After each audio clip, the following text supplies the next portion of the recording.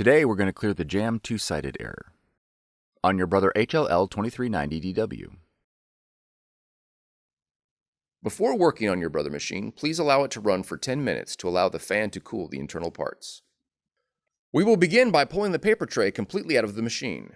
If there is jam paper in the tray opening, remove it using both hands. Turn to the back of the machine and remove the two-sided tray. Check for any jammed paper under the machine and remove. Next, open the back cover. Verify that the green envelope levers are locked in the upward position. Then open the fuser cover by grabbing the blue levers on the left and right side and pulling them towards you.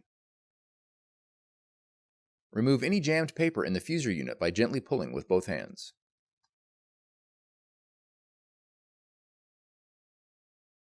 Close the fuser cover. Now close the back cover. Replace the two-sided tray, ensuring it is placed firmly inside the machine. Now replace the paper tray inside the machine. For more tutorials, FAQs, and videos, visit us at www.brother-usa.com.